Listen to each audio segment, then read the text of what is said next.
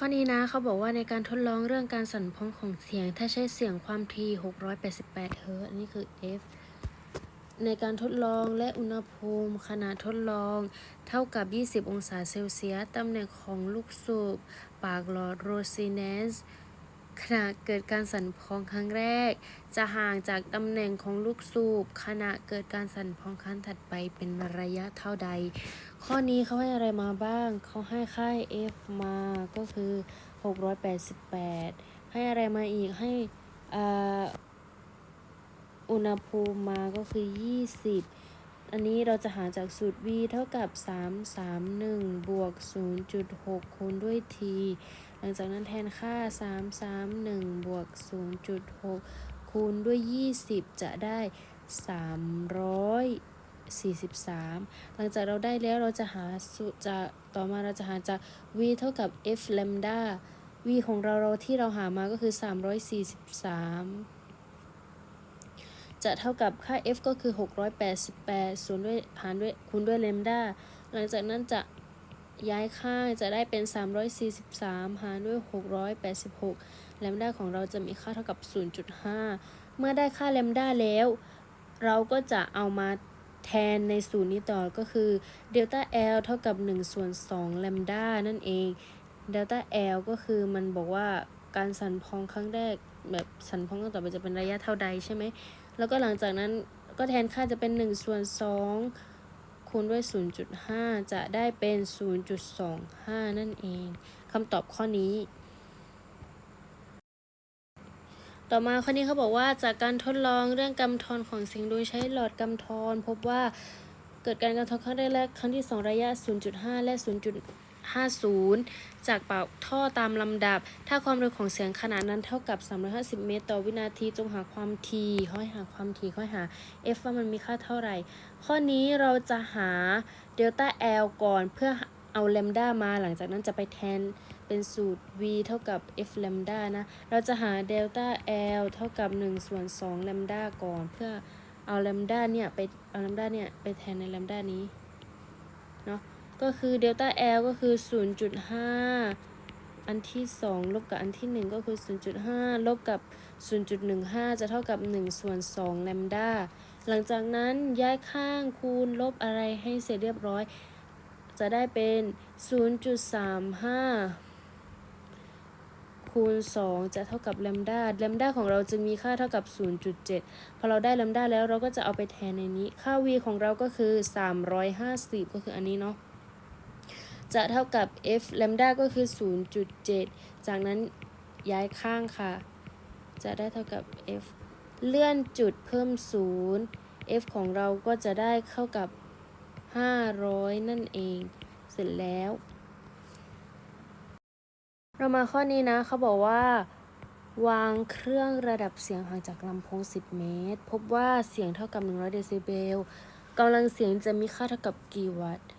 จากโจทย์เขาให้อะไรมาบ้างเขาให้ค่า R ก็คือ10เมตรเนาะเขาให้ค่าระดับเสียงก็คือเท่ากับ100เดซิเบลเขาให้หาอะไรเขาให้หากำลังเสียงว่ามันมีค่าเท่ากับเท่าไหร่ก็คือเราจะหาจากนี่ b เท่ากับ10 log i ส่วนด้วย10กำลังลบ12จะได้แทนค่าจะได้100เท่ากับ10 log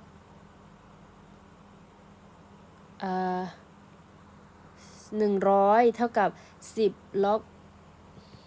i ส่วนด้วย10กำลังลบ12เราก็จะตัดจะได้เป็น10เท่ากับ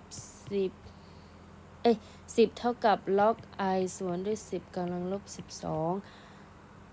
หลังจากนั้นเราก็จะทำให้มันเป็นล็อกเหมือนกันเพื่อจะได้ตัดก็จะได้เป็น log 10กำลัง10เท่ากับ log i ส่วนด้วย10กำลังลบ12จากนั้นตัดจะได้ i เท่ากับ10กำลัง10คูณด้วย10กำลังลบ12จะได้เท่ากับ10กำลังลบ2พอเราได้ค่า i เสร็จแล้วเราก็จะมาแทนจากสูตร i เท่ากับ p ส่วนด้วย4 pi r กำลัง2เนาะหลังจากนั้นเราก็จะแทนค่าได้เลยก็คือ10กำลังลบ2เท่ากับ p ก็คือเรายังไม่รู้ต้องการหา4 pi r ของเราก็คือ10ก็เป็น10กำลัง2แบบนี้หลังจากนั้นเราก็จะย้ายข้างอะไรให้เรียบร้อยค่า p ก็จะได้เท่ากับ4 pi r คูณด้วย10กำลัง2คูณด้วย10กำลังลบ2นั่นเองเนาะก็ตัดกันได้ p ของเราก็จะได้เท่ากับ4คูณกับ pi เราจะเอา22ส่วน7หรือว่า3.14ดีเอา3.14ดีกว่าก็จะเป็น3.14จะมีค่าประมาณ 12.56 นะหรือประมาณ 12.6 นั่นเองคำตอบข้อนี้เลยตอบข้อนี้เสร็จแล้วคลื่นเสียงมีความถี่300เฮิรตซ์อันนี้คือค่า f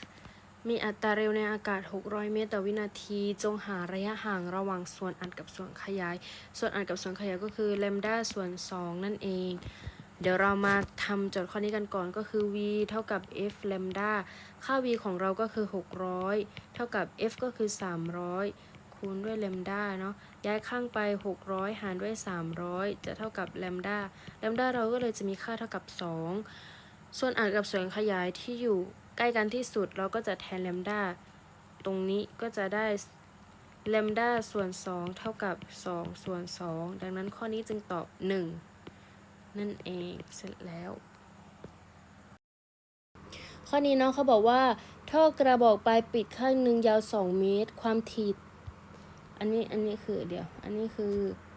ดังครั้งแรกความถี่ต่ำสุดที่อยู่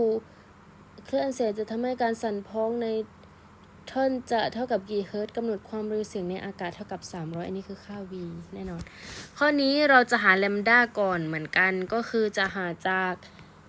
L 1เท่ากับ 0.5 ส่วน2แลมดานั่นเองเราจะได้ L 1ก็คือ2จะเท่ากับ 0.5 ส่วน2แลมดาของเราก็เลยจะมีค่าเท่ากับ4ส่วน 0.5 เท่ากับแลมดาจะมีค่าเท่ากับ8พอเราได้แลมดาแล้วเราก็จะเอาไปแทนจากที่ v เท่ากับ f แลมดาค่า v เราได้ก็คือ340เท่ากับเขาให้หาความถี่ของมันก็คือแทนไปเลยแล้วก็แลมดาก็คือ8หลังจากนั้นจะย้ายไปหาร340หาร8เท่ากับความถี่ที่ต้องการหาความถี่ที่เราต้องการก็จะได้เป็น 42.5 เฮิรตซ์นั่นเองเสร็จแล้วอันนี้กันต่อนะเขาบอกว่าชายคนหนึ่งขณะอยู่ห่างจากแหล่งกำเนิดเสียงอันหนึ่งเป็นระยะ10เมตรวัดความเข้มของเสียงจากแหล่งกำเนิดเสียงนั้นได้10 ยกกำลังลบ8 วัตต์ต่อตารางเมตรจงหากำลังเสียงที่ส่งออกมาเขาถามอะไรเขาถาม p แล้วเขาให้อะไรมาบ้างเขาให้ r ระยะทางมาเป็น10เมตรเขาให้อะไรมาอีกเขาให้เขาได้อะไรค่า i นั่นก็คือ10กำลังลบ8 วัตต์ต่อเมตรเมตรกำลัง2แล้วก็เขาให้หาว่า p มีค่าเท่ากับเท่าไหร่เนาะเราจะใช้สูตร i เท่ากับ p ส่วนด้วย4 pi r กำลัง2ค่า i เขาให้มาแล้วก็คือ10กำลังลบ8เท่ากับ p ส่วนด้วย4 pi แล้วก็ r กำลัง2ก็คือ10กำลัง2ค่า p เราก็เลยจะมีค่า4 pi คูณด้วย10กำลัง2คูณด้วย10กำลังลบ8เนาะอันนี้กับอันนี้มันบวกลบกันได้ก็จะได้เป็น4 pi คูณ10กำลังลบ6นั่นเองตอบแบบนี้เลยข้อนี้นะเขาบอกว่าแหล่งกำเนิดเสียงที่ให้กำเนิดเสียงอันนี้อยู่หายไปแล้วอันนี้อยู่ผู้ฟังอยู่ไกลจากแหล่งกำเนิดเสียงมากที่สุดจะยังคงได้ยินเสียงคืออะไรนั่นแหละเรามาทำโจทย์กันอันนี้คือค่า p ผู้ฟังอยู่ไกลจากแหล่งกำเนิดเสียงคืออะไรเสียงเบาสุดI mean ก็จะได้เท่ากับ10กำลังลบ12ถ้า I max จะเท่ากับ10กำลัง1ใช่ปะใช่แหละเนาะเขาให้หาว่า ค่า r เนี่ยมีค่าเท่ากับเท่าไรเราจะใช้สูตร i เท่ากับ p ส่วนด้วย4 pi r กำลัง2หลังจากนั้นเราจะย้ายข้างเพราะเราจะหา r ก็เป็น r กำลัง2เท่ากับ p ส่วนด้วย4 pi i ก็จะได้ประมาณ pi คูณด้วย10กำลังลบ10ส่วนด้วย4 pi คูณด้วย10กำลังลบ12นี่ p ก็คือค่านี้มาแทนตรงนี้แล้วก็หลังจากนั้นเราก็จะได้ r กำลัง2เท่ากับ10กำลัง2ส่วนด้วย4หรือประมาณหรือ100ส่วน4นั่นก็คือ25อันนี้คือ r กำลัง2เนาะฉะนั้น r อย่างเดียวก็คืออะไรกำลัง2แล้วได้25นั่นก็คือ5นั่นเองเสร็จแล้วนี่เขาบอกว่านายกเห็นพลุแต่กลางอากาศเหนือศีรษะขึ้นไป40เมตรเรามาวาดก่อนนี่คือนายกเห็นพลุอันนี้คือพลุเนาะแต่กลางอากาศอันนี้คือระยะทางของนายกเห็นขึ้นไป40เมตรคดีกับนายขออยู่ห่างจากนายกอันนี้คือนายขออยู่ห่างจากนายกมันอยู่ห่างกันตรงนี้เนี่ย30เนาะเห็นพลุเช่นเดียวกันนี่มันก็เห็นพลุเหมือนกันแต่ว่าเรายังไม่รู้ตรงนี้ใช่ไหมเขาบอกว่าความเข้มของเสียงนายกจะได้รับเป็นกี่เท่าของนายขอที่ได้รับอันนี้เราจะใช้สูตรนี้นะ i ของนายกส่วนด้วย i ของนายขอจะเท่ากับ r ของนายขอส่วนด้วย r ของนายกทั้งหมดกำลัง2ข้อนี้เดี๋ยวเราดูก่อนอันนี้คุ้นไหมมันเหมือนมันเป็นสามเหลี่ยมพีทาโกรัสใช่ไหมซึ่งอันนี้มีแล้ว30อันนี้มีแล้ว40แสดงว่าอันนี้ต้องเป็นเท่าไหร่50นั่นเองหลังจากนั้นเราก็จะได้แล้วเราก็จะแทนค่าเป็น i ของนายกเท่ากับ i ของนายขอจะเท่ากับ ระยะทางของนายขอ ระยะทางของนายขอก็คือนี่ก็คือระยะทางนี้ก็คือ50ส่วนด้วยระยะทางของนายกคือเท่าไหร่ก็คือ40ทั้งหมดกำลัง2เนาะก็จะได้เป็นตัดจะได้เป็น5ส่วน4ทั้งหมดกำลัง2 i ของนายกที่มีต่อนายขอก็จะได้เท่ากับ25ส่วนด้วย16นั่นเองข้อนี้นะเขาบอกว่าเดี๋ยวโอเคข้อนี้เขาบอกว่าณจุดหนึ่งเสียงจากเครื่องจักรมีระดับความเข้มเสียงวัดได้50เดซิเบลจงหาความเข้มเสียงจากเครื่องจักรณจุดนั้นเราจะใช้สูตร b เท่ากับ10 log i ส่วนด้วย10ลบกำลัง12 b ก็คือค่านี้เนาะ50เดซิเบลก็แทนไปเลยเป็น50เท่ากับ10 log i ส่วนด้วย10กำลังลบ12จะได้5เท่ากับเพราะเราจะตัด0นี้นะก็จะได้เป็น log i ส่วนด้วย10กำลังลบ12 log 10กำลัง5จะได้เท่ากับ log i ส่วนด้วย10กำลังลบ12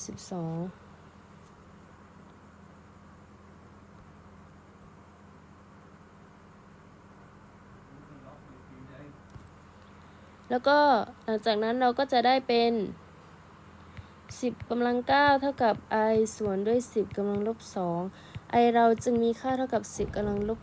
7นั่นเองเสร็จแล้วนี้เขาบอกว่า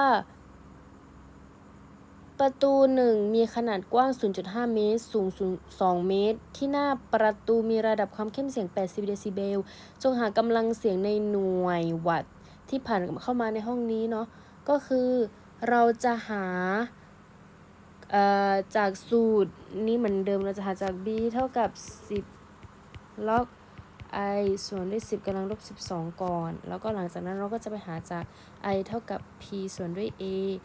แต่ว่าเรามาทำอันนี้ก่อนเรามาทำฝั่งนี้ก่อนเนาะให้มันเสร็จก่อนเราจะได้ค่า i ก็คือค่า b ก็คือ80เท่ากับ10 log i กำลัง10กำลังลบ12 8เราก็จะได้เท่ากับ log i ส่วนด้วย10กำลังลบ2แล้วก็จะแปลง log 10กำลัง8เท่ากับ log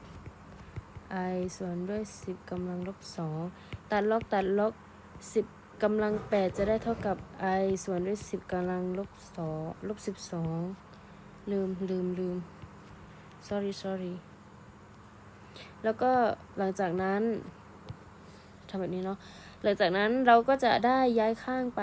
ค่า i จะได้เท่ากับ10 กำลัง 8 คูณด้วย10 กำลังลบ 12ดังนั้นค่า i ของเราก็จะมีค่าเท่ากับ10 กำลังลบ 4นั่นเองพอเราได้ค่า i แล้วเราก็จะมาแทนในนี้จะได้ i เท่ากับ p ก็คือ p ส่วน a ก็คือจะเป็น4 pi r กำลัง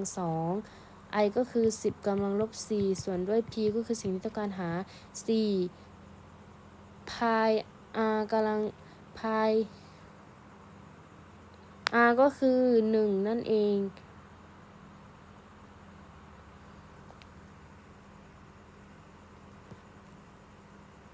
r ก็คือ 0.5 กำลัง 2นั่นก็คือ1